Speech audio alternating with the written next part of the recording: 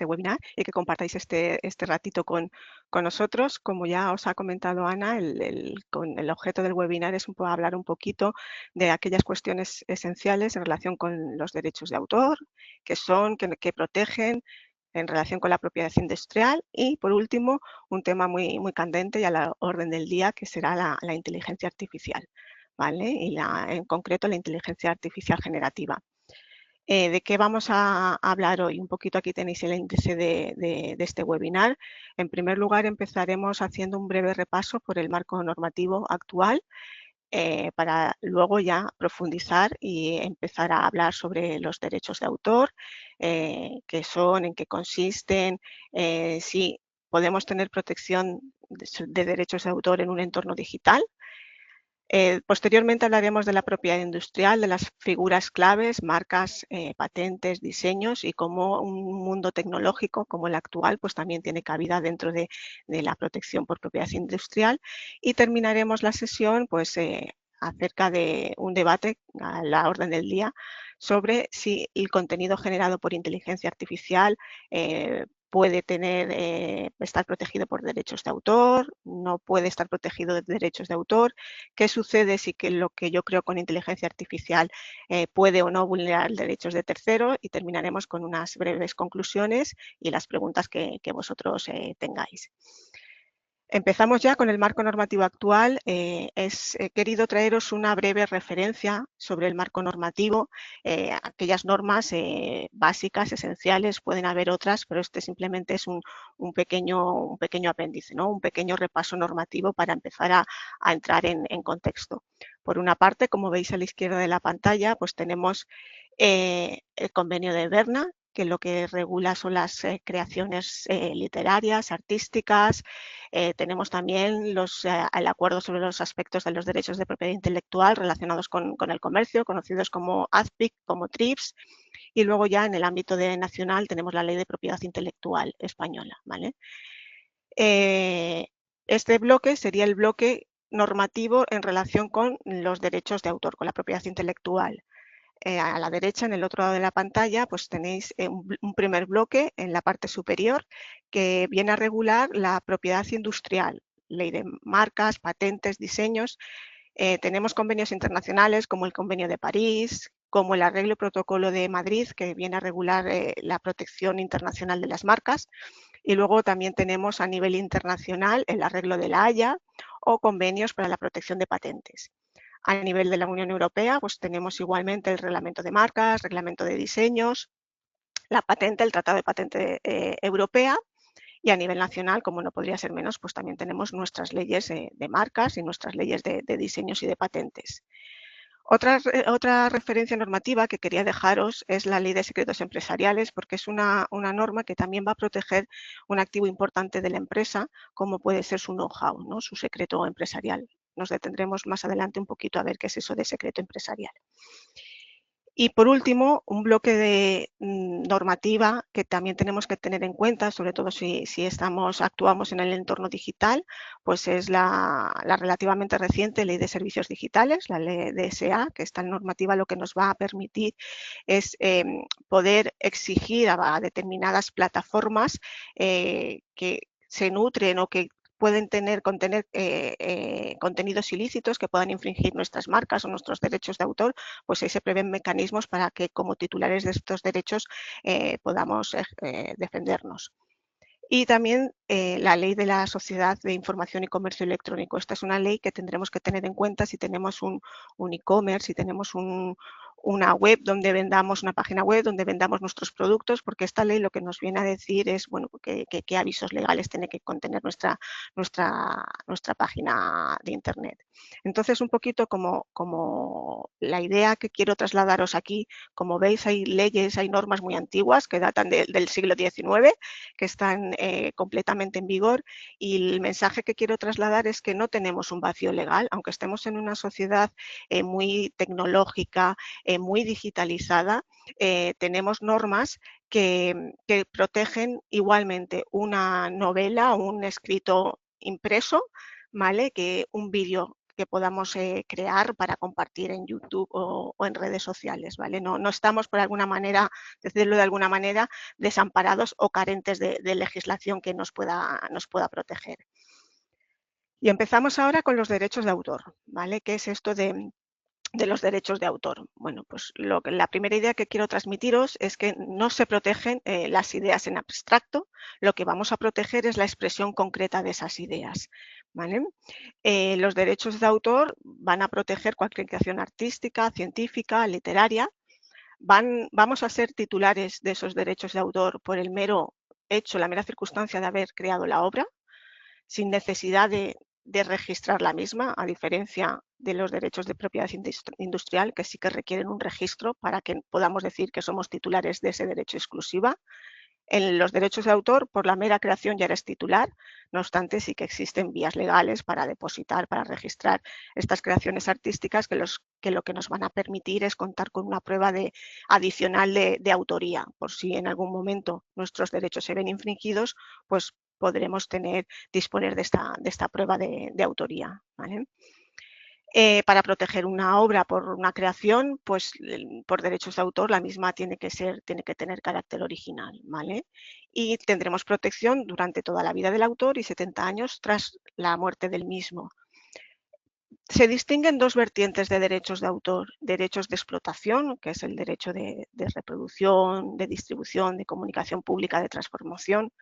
Estos derechos de autor pueden ser cedidos, es decir, yo como autor, si yo soy un creativo y estoy diseñando un producto, estoy diseñando una campaña publicitaria para mi cliente, para una empresa, pues tendré que asegurar a través de un contrato de prestación de servicios, un contrato de creación de una obra, puedo ceder estos derechos, ¿no?, de comunicación pública, de distribución a mi cliente.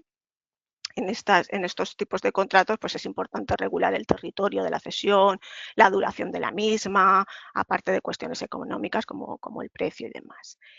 Y los derechos que nunca podré ceder, estos son inalienables y siempre pertenecerán al autor, pues son los derechos morales, ¿vale? El derecho a que se me reconozca a mí como autor de esa creación, el derecho a la integridad de la obra o a retirar la misma del comercio si así lo estimo conveniente. Esto es un poco toda la categoría de derechos de autor que podemos proteger, ¿no?, por esta vía, ¿no? Desde una obra dramática, una obra de teatro, una coreografía, habitualmente obras escritas, novelas, obras de teatro, poemas, ensayos, pero incluso textos de página web pueden ser protegidos a través de esta vía.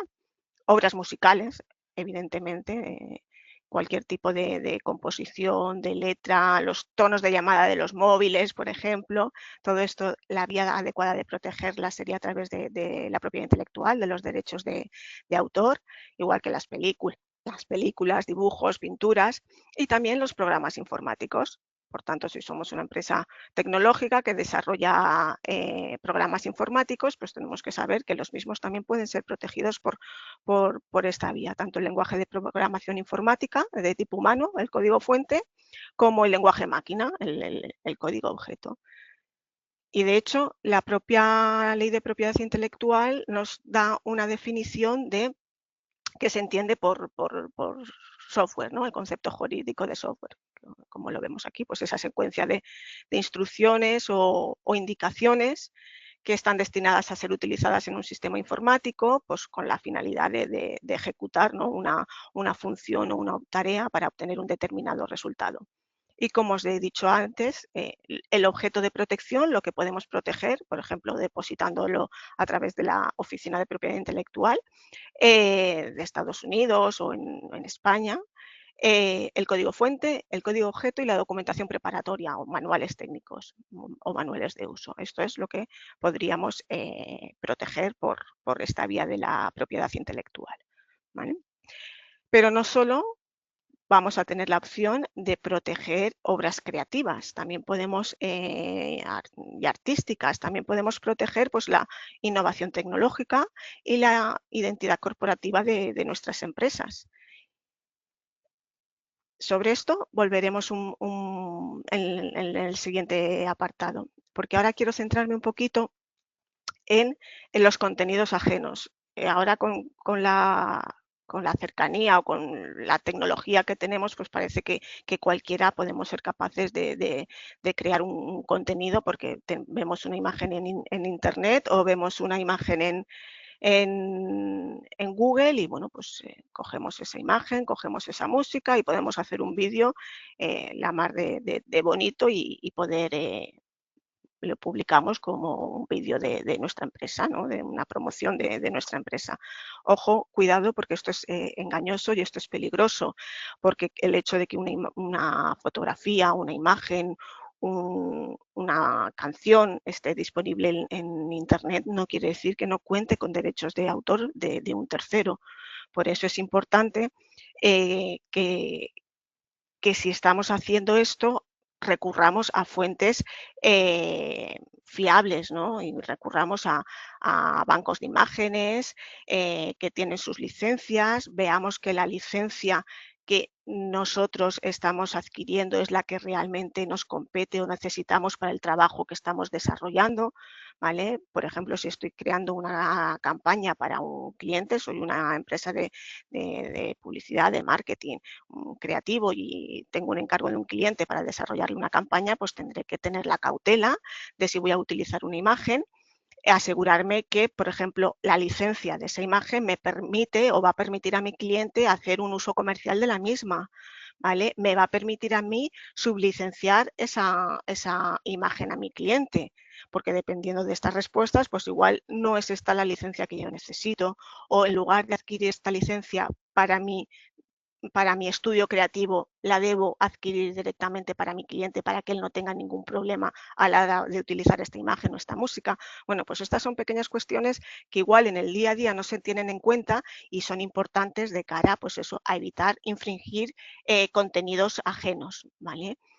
Y lo mismo pues, si utilizo una imagen, una fotografía en la que aparezca un personaje, normalmente suelen ser personajes públicos, personajes conocidos, porque la fotografía, al margen de que pueda tener derechos de autor que correspondan al fotógrafo que tomó esa instantánea, también tienen derechos de imagen del personaje que aparece ahí retratado y también se necesita pues, una autorización si quiero hacer uso de la misma. Entonces, estas son cuestiones que debemos tener en cuenta, ¿vale? Sobre todo cuando estamos desde el punto de vista del creativo que desarrolla para un tercero o el departamento de marketing propio de una empresa que desarrolla para la propia empresa esas campañas de publicidad, pues son cuestiones que deben ser tenidas en cuenta. Y ahora sí pasamos al siguiente bloque de normativo o siguiente bloque de este webinar, que es la propiedad industrial y la tecnología. Aquí que vamos a ver, bueno, podemos desgranar la propiedad industrial en esencialmente tres figuras importantes. Las marcas. La marca que va a proteger los productos o servicios de mi empresa, ¿vale? Y la va a proteger frente a usos idénticos o similares que realice de mi marca por parte de un tercero. A continuación, en los siguientes apartados veremos la diferencia entre marcas y denominación social y nombres de dominio, porque normalmente suele haber una confusión, ¿vale? Entonces, la marca es ese derecho de exclusiva que protege el nombre de mi empresa o el nombre de mi producto frente a usos idénticos de ese nombre por parte de un tercero que no esté autorizado. ¿El diseño que protege? El diseño nos va a proteger la apariencia estética de nuestros productos, ¿vale? Luego os pondré un ejemplo de todo esto para entenderlo un poquito mejor. ¿Y las invenciones qué va a proteger? Las invenciones nos va a proteger las características técnicas, va a proteger esa innovación que yo he realizado. En España hay dos figuras, patentes, modelos de utilidad. Luego nos detendremos un poquito más sobre esta cuestión. Y otra figura a tener en cuenta, otra vía de protección es los secretos industriales, ¿vale?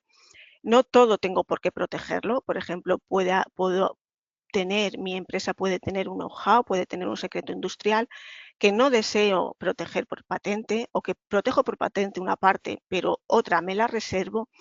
para seguir ostentando esa ventaja competitiva, ¿vale? Para poder hacer uso de esta vía es importante que la información no sea accesible, por tanto aquí tendremos que tener especial cautela cuando tratamos con posibles proveedores, con nuestros propios trabajadores. Será importante, por ejemplo, firmar acuerdos de confidencialidad para que las personas que tienen acceso a ese secreto no lo divulguen, porque es importante, es esencial, pues eso, que la información no sea accesible. Se tiene que tratarse de una información que tenga valor comercial para la empresa y, como os he dicho, que la empresa haya establecido medidas para proteger adecuadamente ese secreto, lo que os hemos hablado, los posibles acuerdos de confidencialidad y otra serie de medidas pues que pueden ser organizativas o incluso técnicas, además de las legales, como serían los acuerdos de confidencialidad.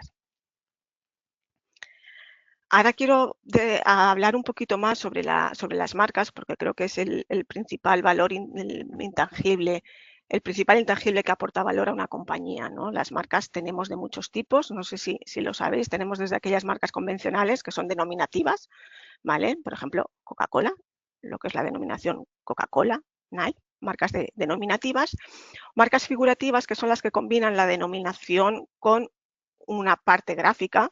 Si yo os digo Coca-Cola, seguro que a todos os viene a la cabeza las letras blancas cursivas de Coca-Cola, ¿no? O si os digo Nike, lo mismo. Pues esa combinación de una denominación con una grafía o con un logo es lo que se conoce como marcas figurativas o mixtas. Y luego tenemos marcas no convencionales. Estas son las más desconocidas. Marcas de forma, marcas de posición, de patrón, de color, marcas sonoras, ¿vale? El rugido del león de la Metro, por ejemplo.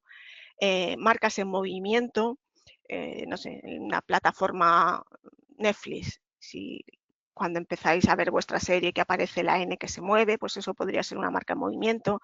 Marcas multimedia, que son las que combinan el movimiento, la imagen y el sonido. Igual las marcas en movimiento, marcas multimedia, son las que mejor se adaptan a un entorno digital en el que cada vez, por ejemplo, la publicidad tiende a reproducirse en medios como redes sociales, en medios como YouTube, donde prima mucho lo que es el movimiento y el sonido, ¿no? Pues bueno, este es un tipo de marcas igual más desconocidas, pero que el departamento de marketing o las empresas que se dediquen a la creación de imagen corporativa para terceros, pues que pueden tener en cuenta para la hora de aportar un valor adicional a su cliente, ¿no? Que esto que están desarrollando puede ser protegido por una marca, ¿no? Y aquí os quiero traer pues una serie de ejemplos, como os he dicho antes, la marca sonora, la Loving It del McDonald's, o la típica marca de color, ¿no? El color lila del chocolate Milka, la marca tridimensional, ¿no? Las bolitas del zapato camper. Y aquí tengo una marca en movimiento, voy a ver si podéis ver el vídeo que se reproduce, ¿no? La marca de Google, donde los puntitos de colores se van cambiando, aparece el micrófono, aparecen las letras de Google, aparece la G, todo esto en una secuencia de movimientos, ¿no? Pues esta es las marcas en movimiento que creo que son un poco más desconocidas para la generalidad del público. Como os he comentado antes, es importante que diferenciemos la marca, porque la marca sí que me concede un derecho de exclusiva de la denominación social. La denominación social no me concede un derecho de exclusiva, va a identificar mi empresa como sujeto de obligaciones, ¿vale? Y el nombre de dominio. El nombre de dominio tampoco me concede un derecho de exclusiva. Que yo tenga mi dominio eva.com no me otorga ningún derecho de exclusiva sobre el término EVA en el caso de que este fuera una marca. Un nombre de dominio simplemente es un medio fácil para localizar mi empresa en Internet. El primero que llega es el primero que lo registra, pero eso no quiere decir que yo tenga un derecho de exclusiva. Muchas veces estamos viendo que las empresas dicen, no, es que yo tengo mi denominación social o tengo mi dominio y ya con eso tengo la marca. No, tenemos que diferenciar estas tres figuras porque no son lo mismo ni me conceden los mismos derechos. Aquí un ejemplo de lo que os decía, ¿no? El diseño. Pues si yo soy una persona que prima el diseño, un consumidor que prima el diseño, ante dos productos que su funcionalidad es la misma, pues igual opto por adquirir la imagen de la izquierda, que tiene un diseño pues más atractivo para mí. Patentes, como os he dicho, lo que vienen a proteger es las innovaciones técnicas. En su momento, pues esta máquina para fabricar clips fue una innovación técnica, una innovación tecnológica protegida por la vía de patente. Y aquí también vemos cómo un producto altamente tecnológico no está desprovisto de protección por patente. Por ejemplo, el deslizar para desbloquear es objeto de protección de una patente, o la huella dactilar, el detector de la huella dactilar, la interfaz de un dispositivo móvil, de una aplicación web, pues puede ser protegida por la figura, a través de la figura del diseño. La apariencia estética del propio dispositivo, ¿no? Pues estas formas redondeadas o cuestiones estéticas son protegidas, pueden ser protegidas a través de la figura del diseño. La programación que hay detrás de este dispositivo, el software iOS, pues puede tener derechos de autor, y evidentemente pues la marca, ¿no? Yo creo que todo el mundo vemos esta manzanita con un bocado en su lateral y reconocemos que es Apple, ¿vale? Aunque sea simplemente una marca que no ponga la palabra Apple en ella. Y está un poquito pues un resumen, ¿no?, de lo que estamos viendo hasta el momento. Tenemos dos vías de protección de nuestra creatividad: la propiedad industrial a través de marcas, patentes y diseños. Como hemos dicho, las patentes me protegen frente a copia de las características técnicas de mi invento. Tienen una duración de 20 años, patentes. Los modelos de utilidad tendrán 10 años de duración. Los diseños, la apariencia estética de mi producto es lo que puedo proteger, y puedo hacer valer mi título de diseño, mi derecho, frente a una reproducción de la forma de mis productos. ¿Por cuánto tiempo? ¿Cuál es la duración de los diseños? 25 años. Se registran por 5 años iniciales y los puedes ir renovando hasta un máximo de 25. Marcas, mi identidad, quién soy en el mercado, cuál es mi producto, ¿vale? Son indefinidas. Mientras yo las vaya renovando cada 10 años, puedo tener la marca indefinidamente. No hay un límite temporal como en patentes o como en diseños, ¿vale? Y la propiedad intelectual. Aquí lo que protegemos pues son esas creaciones artísticas que hemos visto al principio del webinar. Los derechos de propiedad intelectual en su vertiente moral son imprescriptibles, ¿vale? Y en su vertiente patrimonial, estos derechos que hemos hablado de distribución, comunicación pública y demás, pues duran toda la vida del autor y 70 años tras su muerte, ¿vale? Aquí según la ley española. Y por último, ya por ir terminando, porque nos estamos quedando sin tiempo, pues un poco los contenidos generados por inteligencia artificial. Aquí lo que tenemos que tener en cuenta es que debemos distinguir entre generar con inteligencia artificial o generar una imagen, por ejemplo, por inteligencia artificial. ¿Por qué digo esto? Porque la mayoría de los ordenamientos jurídicos, incluida la Unión Europea, solo las personas físicas, las personas humanas, son las que se pueden considerar autores de una obra, ¿vale? Autores de una creación, no una máquina. Por tanto, esto quiere decir que si una empresa utiliza inteligencia artificial para crear un vídeo o una imagen, en principio no podrá contar con la protección por derechos de autor, ¿vale? Si simplemente yo le pongo a ChatGPT, créame la imagen de un gato, lo que me devuelva no puedo protegerlo por derechos de autor porque me lo ha creado la máquina, no lo he creado yo. Ahora bien, si en este proceso de creación interviene una persona humana aportando esa creatividad, una creatividad significativa, aportando una originalidad durante todo el proceso de creación, estamos empezando a ver resoluciones en las que sí que se conceden estos derechos de autor, ¿vale? Por eso hablamos de crear con IA y crear por IA, ¿no? Un poco esta diferenciación, si utilizamos la inteligencia artificial como una herramienta más que nos ayuda en nuestro proceso creativo, o si simplemente es ella la que genera la imagen, ¿no?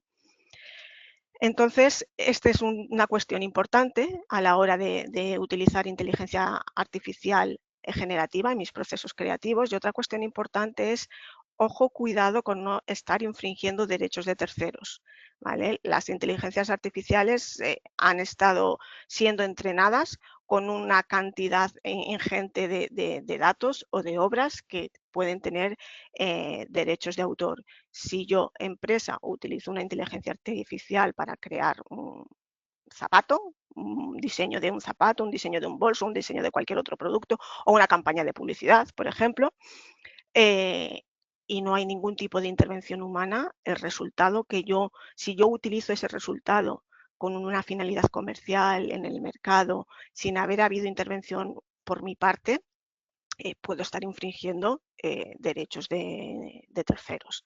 Así que, ojo, cuidado con estas herramientas que son fenomenales, son estupendas, pero siempre debemos tener una supervisión humana, ¿vale? Y un poquito aquí os quería traer una serie de tips a la hora de, bueno, cómo quiero integrar inteligencia artificial porque me va a ahorrar mucho tiempo y es una tecnología que está aquí al alcance de nuestra mano y es estupendo que hagamos uso de ella, pero tengamos esas cautelas, ¿no? Desarrollemos unos protocolos, unas directrices en el uso de la inteligencia artificial generativa en el marco de la empresa para que todos sepamos qué podemos hacer, qué no podemos hacer con esta herramienta.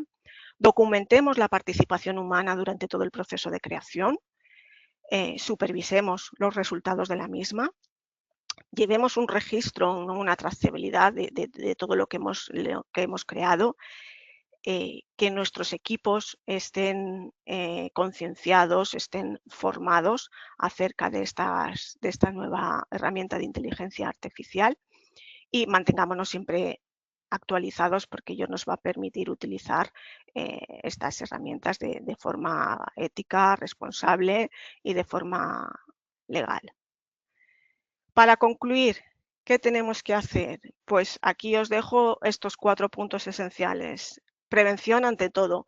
Revisemos contratos, tanto si estamos en la parte de creación como si somos clientes, revisemos las licencias si utilizamos bancos de imágenes o música que no nos pertenece.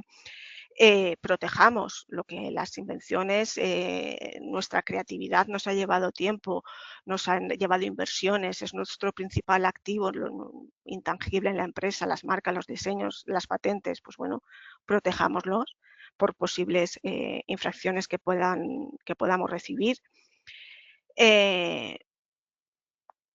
Cumplamos con las normativas, con las leyes, ¿no? Estemos formados, desarrollemos políticas internas, sobre todo en el ámbito de la inteligencia artificial generativa, y todo esto pues, nos va a ayudar a prevenir riesgos, ¿no? O a minimizar la posibilidad de infringir derechos de terceros, que esto con la afección reputacional que puede tener a la empresa lanzar un producto, lanzar una campaña y que luego nos veamos en la desagradable situación de que estamos infringiendo, a veces sin ser conscientes de ello, derechos que pueden pertenecer a terceros, ¿vale? Entonces, la propiedad intelectual, los derechos de autor, la propiedad industrial, no solo son cuestiones legales, sino también, como nosotros lo vemos, son cuestiones de ética empresarial y de reputación empresarial que no debemos dejar de lado. Y por mi parte, esto es lo que os quería traer hoy en el webinar de hoy, estas breves pinceladas, este ABC legal. Y no sé si hay alguna pregunta o tenemos tiempo para alguna pregunta. Muchas gracias, Eva. Sí, como decía al principio, disponéis de un panel donde nos podéis escribir. Y sí, nos preguntan. Buenos días. Tengo entendido que existen algunos proveedores tecnológicos que trabajan con bancos de imágenes propios, por ejemplo, Adobe. En este caso, ¿puede aplicar la protección por derechos de autor al contenido generado directamente por su IA generativa? Claro, aquí sí me estás diciendo que tú utilizas un banco de imágenes de Adobe, tú tendrás una licencia de Adobe, entiendo. Ahí habría que ver el contrato que tú tienes de la licencia que tú hayas adquirido de Adobe y qué es lo que se dice respecto de esas imágenes que te facilitan. Habría que verlo, claro, ahí tendría que estar establecido.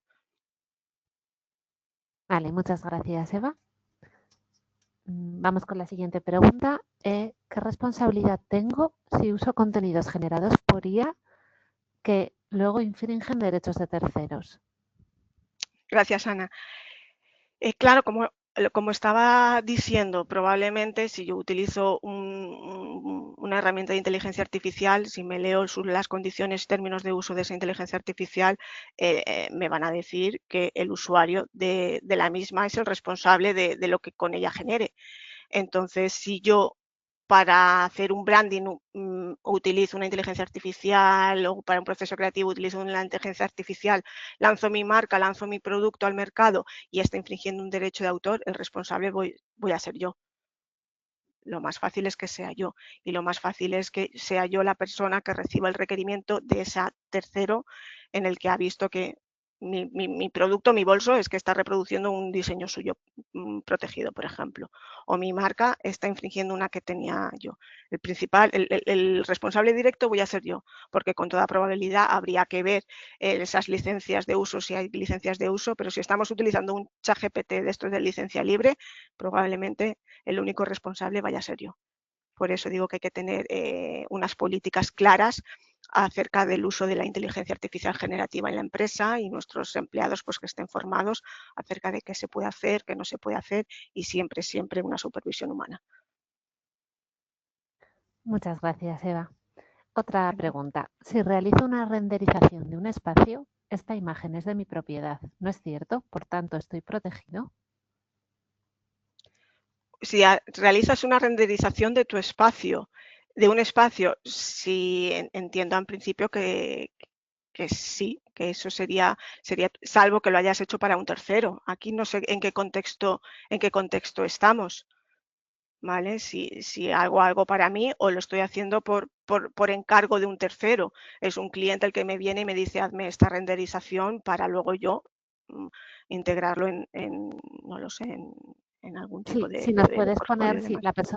sí, la persona que ha hecho esta pregunta, si nos puede poner más detalles por el chat y si no, como Claro, yo tengo su contacto, Eva, te claro, lo pasaré para que te justo pueda para que dar nos más concrete, exacto, para poder profundizar claro, por email más el luego. contexto del que estamos hablando, porque la respuesta puede variar, claro, sin problema.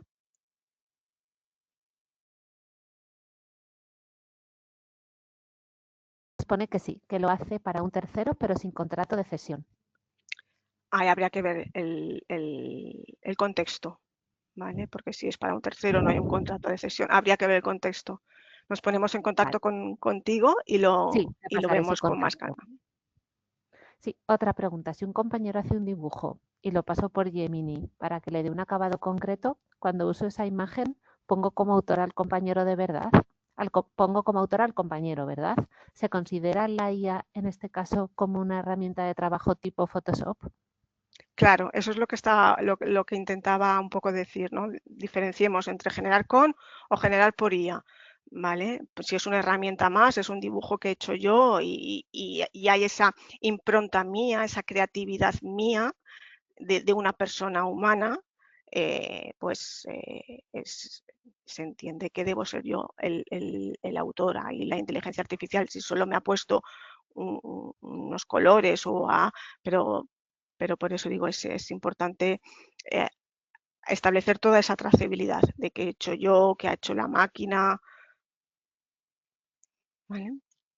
Y ver el resultado, el resultado inicial y el resultado final y el porcentaje, un poco los pesos, ¿no? De la creatividad de la persona humana y la creatividad o que ha aportado ahí la inteligencia artificial.